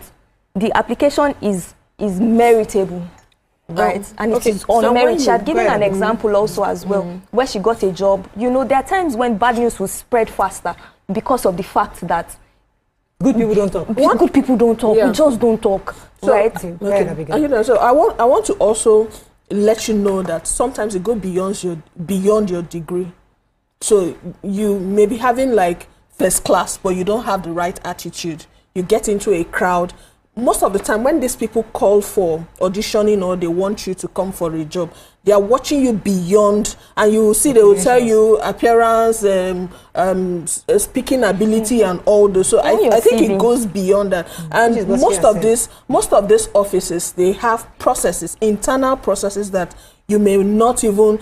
For instance, when you have a public parastatal like the federal government, Radio Nigeria, you're looking for just 10 people, you have 10,000 applications, and you've seen the first 100, and you've seen the 10 that you want, and maybe you just feel, okay, there's no need going through the 10,000 when you actually have like the 10 that you need. So I actually feel that companies have their processes, and where I see this lagging, this racketeering and nepotism is usually the government jobs and offices, because private offices, they wouldn't want to jeopardize their image. Our focus have always been in the public sector and the private sector. Let me take this call. I've been holding. I'll come to you, Chika. Thanks for calling your live.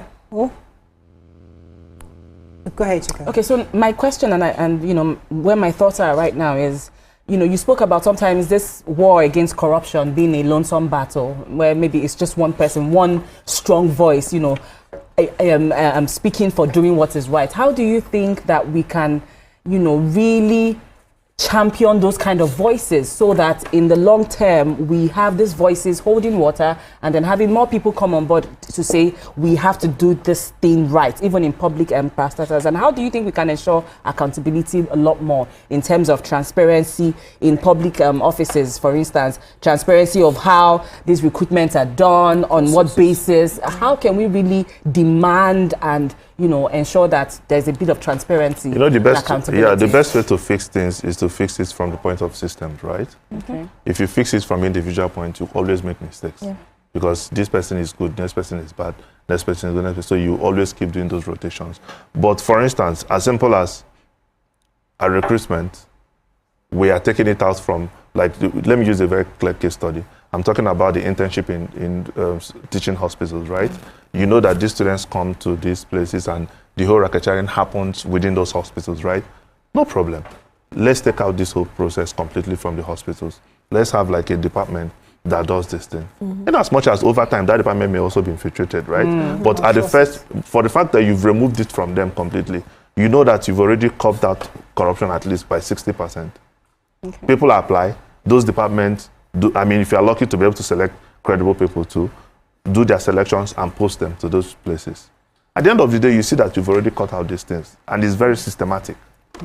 I don't know if that makes sense. I get so you. If you do those kind of things, these are systematic, because the point is this. Alex, the reason why I wanted to, I'm going to have to wrap up with this very soon, but what I'm still grappling, I don't want us to be hypocritical, because many of us in this country, we go through that process where one uncle pays for the niece, one brother pays. How much are they asking for? Just pay. So we also encourage it. But there's something I want to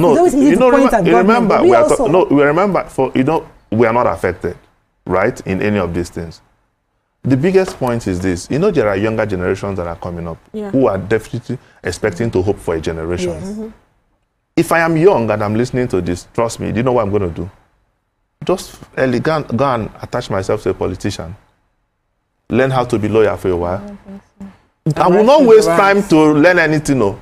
Since I already know that if I attach myself and become loyal, I have a much higher chance to be a millionaire in few years than wasting my time reading what I don't know. At the end of the day, I won't have a way. So if everybody chooses that path, who is going to help to now develop the society? So the fight I'm talking about here is simple.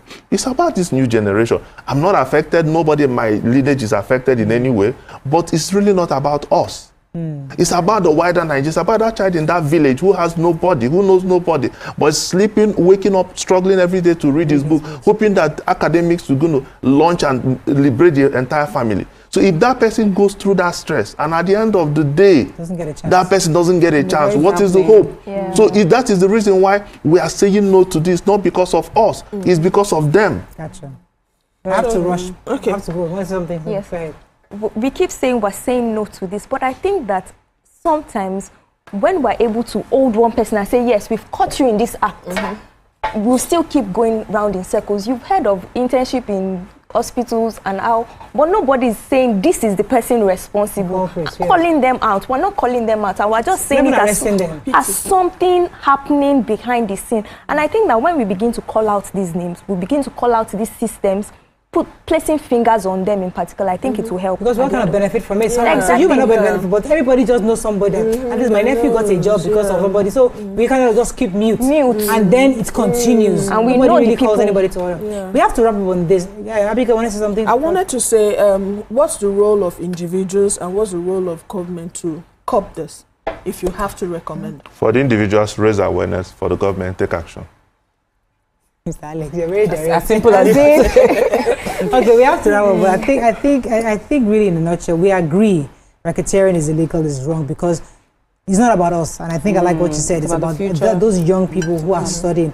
Education is not a scam. I know that I was hired for my first job in this country. I do not qualify in any shape or fashion. I just doctored my CV for it, and all I had was I came from abroad, because back then once you speak for you're hired. Nobody wants to know if you have any clue. And I applied as human resource manager. Oh my God. And I went there with pride. I have never in my life known HRs. I got the job. The MD was proud. You see, I went for the best. All the way from America. She came here, and I'm thinking, Father Lord Almighty, nonsense. Now somebody was denied that job. That has experience. Somebody that probably has experience was denied job. I got that job solely because I had an accent. So I mean, these things happen. They're all kind of. But I'm just hoping that we can change the system so that the proper systems in place will protect those who actually qualify to get this job. On a lighter note, where did your accents go? Nigeria. dropped it. All right, that's all we can take on this. Thank you very much, Sir Alex, for having. It was a pleasure. Always have a pleasure having you on the show. Thank you for When coming. we come back, it's Tuesday. We have to discuss sickle cell. Stay with us. We'll be right back.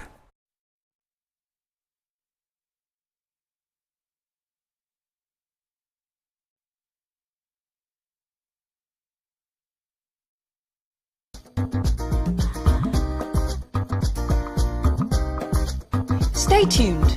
Your view will be right back. Imagine a country with over 300 plenty languages. Why you go the only focus on Yoruba, Hausa and Igbo? Where we get a common language where they unite everybody from Oga to even Madam self and every person where they for street. That's why we dey introduce you 89.9 Yanga FM, the #1 urban pidgin radio station where they unite us all.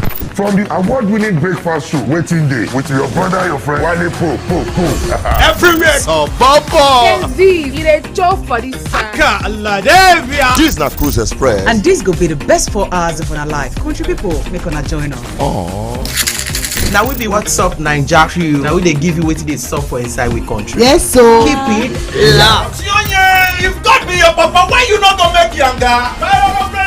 Come to a holla. Now here we dey settle all the matter. Bro, we right here. Nobody better than we, right? How can our whispers be that? Make I just be the last sensible voice where you go hear. Now we be 89.9 Yanga FM. Get ready to step into the heartbeat of your city like never before. Welcome to Events Diary, where every moment is a celebration. From the electric energy of Owambe extravaganza, to the richness of our culture, to the sophistication of corporate gatherings, Events Diary is your VIP pass to the hottest gatherings in Nigeria. And guess what? I'll be your guide, your style icon. Each week, join me as I transform from traditional chic to corporate sleek. Whether it's a birthday bash or a high-profile gala, you won't just see it, you'll feel like you're right there with me. Aww. From meetings to evening soirees, I'll be there. Or to the trendiest street festivals or to music concerts, Events Diary has something for everyone. So join me as we explore the vibrant tapestry of Nigerian scene, one event at a time. Hey, my I'm Nifebi Oguntoye, news anchor with TVC News. My day is usually busy and it's difficult keeping up with breaking news stories, trending stories, business news, stock exchange and what have you. But with TVC News on WhatsApp, I'm able to catch up with all the breaking news, real-time updates and trending stories on the go, right on my phone, no matter where I am. It's quick, easy and always on. And here you can join us by scanning the QR code or using the link on our X and Instagram. Why wait? Come to the side of news that keeps you ahead. TVC News, first with breaking news.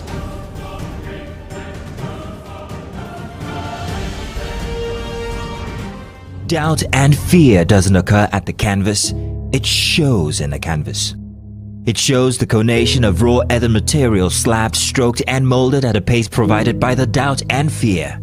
Every move way in the struggle of one to the other, merging the past to the present, brushstrokes of colors seen but not known. For when the wailing stops, the pieces settle down in abject beauty erected for a century of a century.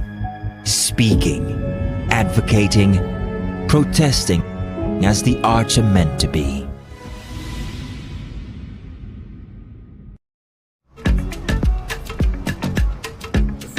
brand new studio, brand new set, a new face, but still your favorite breakfast show, Wake Up Nigeria. It's a fresh new energy, new vibe. You smell that? Now that's the smell of tasty, tantalizing food from our various chefs.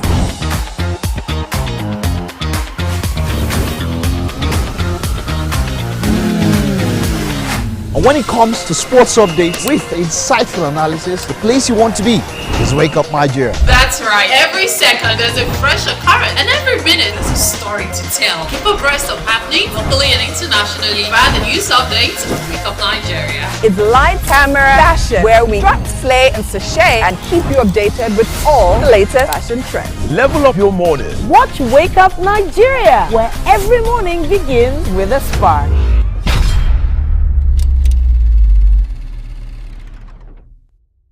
I'm Nifebi Oguntoye.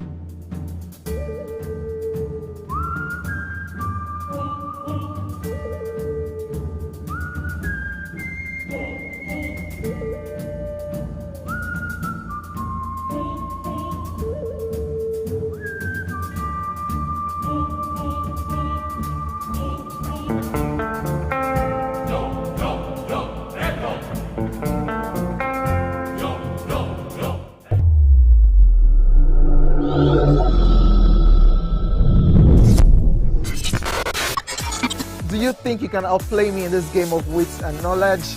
Can you go 7 rounds without flinching? I meant answering 7 questions correctly.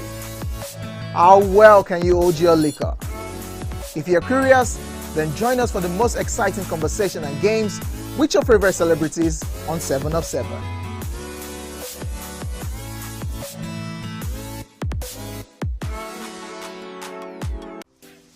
Welcome to Pure Entertainment. What would you like to order from our menu today? We have the regular. So let me go and look for my jam results. So My 280 was 320. I suppose don't be one medical. At this point, I contest my jam results. I want to close the show. I can go. I can. That's all we can take. Ejeke, close the show. Give her that long. Ladies and gentlemen, number 1 unavailable by Davido featuring Musa Keys. We also have today's chef special. Yo, shiny, yeah. Say recap done, and it's time for number 1 on the countdown. One of Nigeria's hottest artists right now, his name is Rema, and this one is called Charm. Kick it. Another.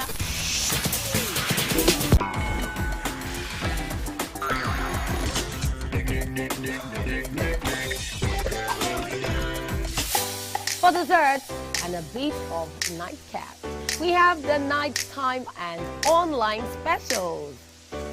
I want to start the gym, yeah? But do you know one thing that's actually keeping me back? You should start the gym to get fat. Cricket.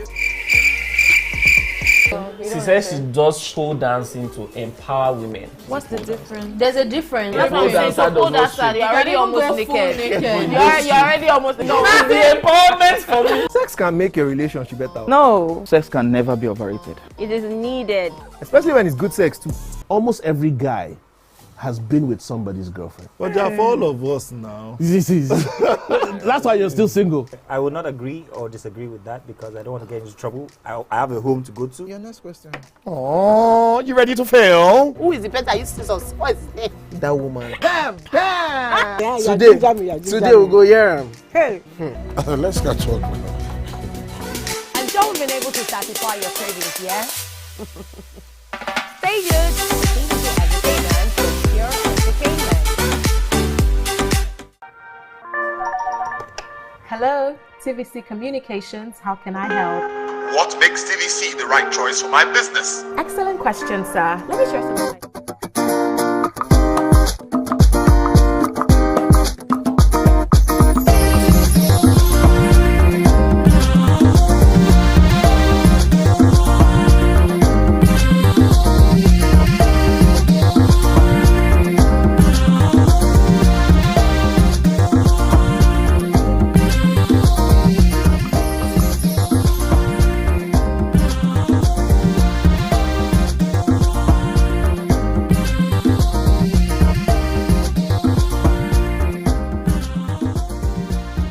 Thanks for staying with us. So last week, June 19th, was World Sickle Cell Day. It is set aside to raise awareness about this genetic disorder that affects millions worldwide. Sickle cell disease is a lifelong condition that requires ongoing medical care and support.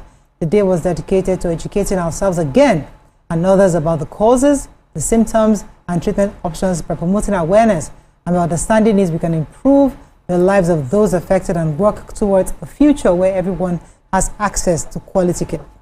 So today on the show, we're going to be having with us a guest join us via phone to talk about this sickle cell. Is Professor of Hematology in the Department of Hematology and Blood Transfusion, College of Medicine, University of Lagos, and consultant hematologist at the University Teaching Hospital, Luth. Welcome with us, Professor Titilope Adeyemi. Welcome to the show, ma'am. Good morning. Good morning. Are you there? Good morning. Good morning. Good Good morning. It's my pleasure to be with you this morning. We're happy to have you. Happy to have you. So every year we discuss sickle cell because it's an important conversation to have to remind our viewers on how to take care. So just give us a bit of an update because every year we remind ourselves what sickle cell is. But is there any, let's start on the basics. What is sickle cell again? For those who don't even know what it is, let's just start on the basics. What's sickle cell? And then if there are any medical updates, especially since last year that we've had this conversation. All right, thank you for inviting me to the show. Yeah. So again, I would say that I will remind our viewers and people who don't know that sickle cell disease is a group of inherited blood disorders. It is inherited and therefore it is a lifelong disorder, except the individual gets a curative therapy. Okay. But that is still not widely available. So most people have to live with it once they are born with it. Okay. It is, as I said, that it's inherited and therefore it results from a genetic mutation of the hemoglobin, which is the oxygen-carrying protein in our red blood cells. Okay. So once we have a mutation there, we have an hemoglobin S instead of a normal hemoglobin A. People who have hemoglobin S in double dose are said to have sickle cell anemia. But if they have hemoglobin S and any other type of hemoglobin, they will call it sickle cell disorder or sickle cell disease. Okay, so the problem with just let me land quickly here. The problem with having that hemoglobin S is that unlike the normal hemoglobin A, hemoglobin S is prone to sickling. Is prone to not being flexible, and under certain conditions become rigid and sticky and not flexible, and therefore does not allow good blood flow to different parts of the body. It gets stuck in blood vessels, blocking blood flow. And that gives rise to all the symptoms and signs and symptomatology of sickle cell disease, the problems of sickle cell disease. Okay, so you already started us off with it, but I just wanted to ask that we take some time to talk about the ramifications of sickle cell, because I know that there are different types. So could you speak to, how these types of sickle cell diseases vary in terms of how they manifest or the extent of their severity? Yeah, well, depending on the type of hemoglobin variant that is inherited with the sickle cell. So if one inherits the sickle cell in double dose, we call it sickle cell anemia, and that is usually the most severe. Okay. If people inherit the sickle cell with hemoglobin C, another hemoglobin variant that is not normal, we call it hemoglobin SC disease, and that is also a form of sickle cell disease, but usually not as severe. And there are so many other thousands of variants that can be inherited with this abnormal hemoglobin S. Okay, so are you done? Go ahead. So depending on the type of variant that is inherited with hemoglobin S, that also impacts on the severity. So again, when the S is inherited in double dose, that give us hemoglobin S or sickle cell anemia, and that is by far the most severe of all types of sickle cell disease, and that is actually also the most common type of sickle cell disease. All right, so the tackling of sickle cell and the awareness created around sickle cell before now wasn't this much. Would you say there has been an advancement in the creation of awareness in this sickle cell disease campaign? Has there been any change so far? Can you give us the figure now and how it was previously? Is there a difference? Well, actually, before the 1990s or early 2000, the awareness of sickle cell disease was very poor. Despite that, it affects millions of people worldwide. Well, most commonly in people with ancestry from sub-Saharan Africa and the Middle East and India. But about 300,000 babies are born with sickle cell disease annually. Wow. And worldwide, between 7 and 10 million of people, between 7 and 10 million people are living with sickle cell disease. Yet, before the 2000s, early 2000s, the awareness was very poor. So, the World Health Organization and several other bodies, including the West African Health Assembly, had to come together to say we have to recognize the day to use to bring awareness to sickle cell disease so that more people are aware about what is the causes, how it is inherited, how it can be prevented, or how people can live with it and manage it. So gradually the awareness is improving, but we are still far from where we should be. Because often you see people, we see couples coming together without being aware of their genotype and having babies who have sickle cell disease, even in this 21st century. So we need to create more awareness, no doubt. The awareness is still far from where it should be. And that is why it is important to continue to celebrate the World Sickle Cell Day and the Sickle Cell Awareness Month, so that, which is in October, so that more and more people will be aware about how we get sickle cell disease, how we can manage it, how we can prevent it, and how people can live with it. Okay. In Africa, would you say that, yes, you've mentioned that the people with sickle cell are majorly with African descent, right? But most times I realize that when they travel out of Nigeria or out of Africa, their health seems to kind of like balance out.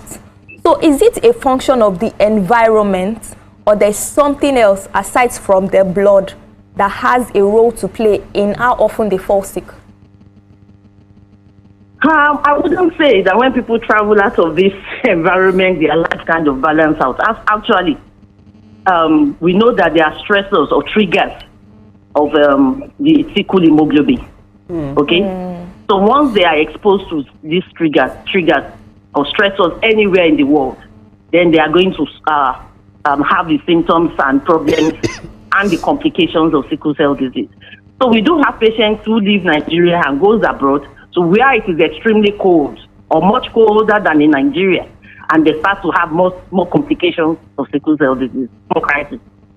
So some of the stressors that we know include extreme heat and extreme cold.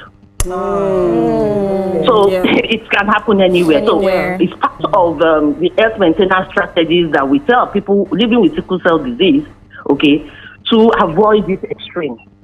Okay, so when you're in a cold region, make sure you keep cold. If you're in an extreme warm region, make sure you hydrate and you keep cool. And there are so many other stressors. One of the things that you may reflect on, that may indicate that people who go there tend to have more balance, is the exposure to infection. Actually, we know that in the tropics, because of our very warm climate, we tend to have more infections and infectious diseases around. Like in the cold climate, where most microbes cannot even survive because of and we know that infection is one of the triggers. So when people live in this warm climate, they may get exposed to more infection, come down with infections, and that is one of the stressors of sickle of hemoglobin S that makes it to sickle and to have the problems. Professor, there's a young couple listening to you right now, and they're telling themselves, both of them are AS, and they just believe that 2025, there are better solutions or there are better options for them to explore because they are in love, they want to get married, they understand the issues. However, they are trusting that the medical science should have advanced to the point where it can help them. So what kind of advice would you give somebody who is willing to get into the relationship because that's the person they really long to be with and they just cannot see themselves with anybody else? So what kind of advice would you give them? What are the options out there for them? Thankfully we have some advances in medicine. And people can make the decision about how to have babies and when to have babies and what methods, what can they use to prevent them having babies with sickle cell disease. Now we have available prenatal diagnosis. But what is most critical, just irrespective of what you want to do moving forward, is that you have a clear eye about what you are going into. If you have the AS genotype and your partner has the AS genotype, you have to understand clearly that you have the risk of having children being born with sickle cell disease. And it's not just 1 in 4 children. It is 1 in every 4, one chance in every 4 pregnancy, in every pregnancy. Okay, that is the risk. So people can have 4 children with sickle cell disease, and people with couples with who are AS can come together and not have children with sickle cell disease.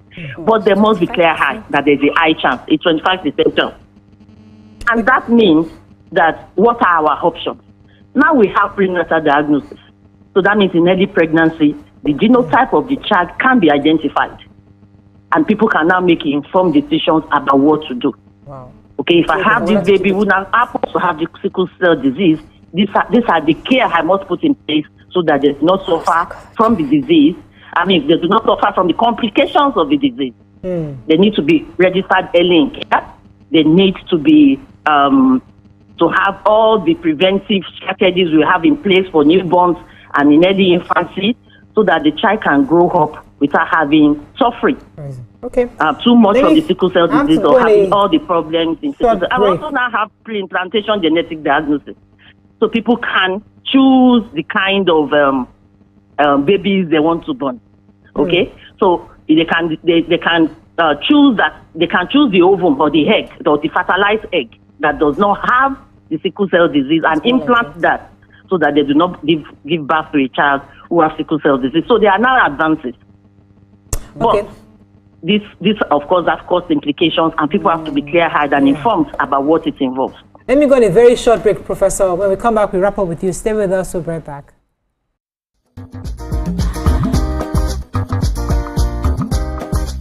Stay tuned. Your view will be right back. Akiwande Oluwole Soyinka was born on 13th July 1934 in Abeokuta, Nigeria, to parents Samuel and Grace Soyinka. His education began with the Christian lessons of his parents as well as the more traditional Yoruba spiritual customs taught to him by his grandfather. He had his preparatory university studies at Government College Ibadan in 1954, subsequently University College Ibadan, and he continued at the University of Leeds, earned a bachelor's degree in English literature. Soyinka's master's degree focused on projects combining his Yoruba culture with traditional British theatre traditions. He later returned to school in Nigeria to study African theatre, during which time he continued to produce poems and plays, one of which appeared on Nigerian television. Shortly after, he became the chief of the Cathedral of Drama at the University of Ibadan. Nigeria had only recently gained independence from Britain and political corruption was at a high. Soyinka's plays and poems became increasingly political and he began giving speeches protesting government corruption. He was accused of conspiring with the Biafra rebels. He was therefore arrested and imprisoned in 1967 for almost 2 years during the Civil War, but managed during his time to write numerous poems. He was finally released in 1969 after a brief period in France. He returned to his position at the university where he founded the magazine Black Orpheus. He left his position and Nigeria in 1971, wary of the political climate of the country.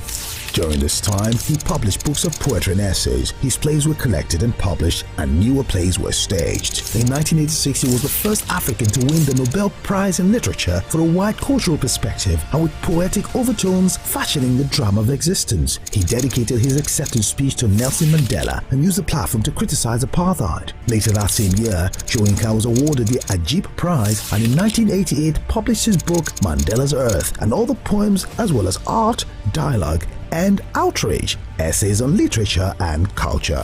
He also accepted a position at Cornell University. Throughout his life, he has served as a spokesman against apartheid and government corruption. He has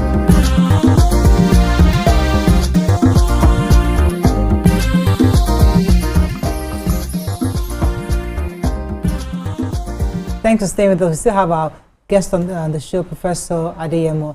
Abigail had a question for you. Yeah, blood donation, does it have any help for patients of sickle cell? Blood donation? Yes. Yeah, significantly. How? And by the way, the World Blood Donation Day is on the 14th, where we celebrate the awareness for people to donate blood. And the World Sickle Cell Day is on the 19th. So they are quite closely linked. Because one of the major treatments people with sickle cell disease must have is blood transfusion. Wow. Okay, because of the inherited inherited condition that they have, their red cells do not last the normal lifespan of a red cell, which is 120 days. For people with sickle cell disease, their red cell lifespan is just about 10 to 30 days maximum. So they usually have low blood level, low hemoglobin level, or what most people would normally call low PCV. They're usually anemic, chronic anemia. Okay, it's one of the manifestations of sickle cell disease, and by far it is one of the reasons why they have so many of the other complications that they do have. The liver disease, the lung disease, the heart disease that they may have is as a result of the chronic anemia. Okay. So they are usually treated with a lot of blood transfusion, and that is why people donating blood is also supporting people with sickle cell disease. Okay, so I'm wondering, for people who maybe for moral, ethical, or religious reasons do not or are averse to blood transfusions, are there other medical options that are available to them? For instance, I personally I'm an advocate of bloodless surgery. So we've seen that in the course of medicine has advanced to the point where bloodless surgery is becoming a big theme, right? And so we have blood expanders, we have blood enhancers. Are these things that are feasible, or do we have such provisions for sickle cell patients who say, no, I do not want blood transfusions? What options are available to people like that? Yes, there are other options because there are also other advances in therapy. But there is a but. So what's most of those options are usually not as quickly effective. So when a patient has an acute complication of sickle cell disease, acute, like let's say a patient with sickle cell disease got a stroke, which is also one of the common complications they do have, by the way. All other forms of therapy are not going to work at that point in time. You have to do what we call a quick blood exchange transfusion if you're going to be able to make any significant impact in the complication. So quite often, most of the acute complications have to be treated with blood transfusion, and the other options don't work. But if we can prevent those complications from starting, and that is where the other options will come. Like, for example, the usage of hydroxyurea. Okay? Hydroxyurea do reduces the frequency and the amount of blood transfusion patients with sickle cell disease will need if they're on regular doses and optimal doses of hydroxyurea. Okay. And there are also other treatments being investigated and being evaluated for their efficacy for patients with sickle cell disease. But by and large, hydroxyurea is one known drug that has shown quite robust impact on ameliorating the condition called sickle cell disease. Okay. So what resources are available for someone who is listening on this show, watching this show, and saying, I'm a sickle cell patient, I need help, I need resources, especially understanding the fact that you work with the government, right? So what has the government done to provide resources for people living with sickle cell anemia? Thank you. Yeah, the government, the federal government of Nigeria, it's beginning to also put to the fore the condition called sickle cell disease. Before now, there's been so much distraction. The focus of government is usually on the infectious diseases, the communicable diseases, the malaria, the HIV, the tuberculosis. But in recent times, government is beginning to put a bit more focus on the non-communicable diseases that sickle cell disease belongs. It's non-communicable, even though it is inherited. Okay, so government is beginning to pay a little more attention to sickle cell disease, but there's still a long way to go. In terms of awareness, the federal government of Nigeria also does recognize the world as World Sickle Cell Disease Day. They have also made efforts to establish 6 comprehensive sickle cell disease centers in all the 6 geopolitical zones in the country, but by far and large, that is just still a tip on the iceberg. People with sickle cell disease do need a lot of support, because sickle cell disease does impact significantly on their life and the lives of their loved ones. There is a lot of economic barrier to them seeking care. So we need to have a lot of investment investment in the care of people with sickle cell disease so that they can access care. They should be able to have subsidized medication. They should be able to have subsidized care. Because the lifelong disease, they have to keep spending money, okay, on maintaining their health. And health care costs money. And it's a big barrier. And that is where we need governments, the non-governmental organizations, the philanthropies to come in and support the care of people with sickle cell disease. Thank you very much, Professor. We have to leave it at that. Thank you so much for always joining us every time we call you to help us get better education, enlightenment on this matter of sickle cell. I'm sure those who have heard us today have learned a few things. That's all we can take on today's show. Hope you learned a few things. We'll see you tomorrow. Bye for now. Bye.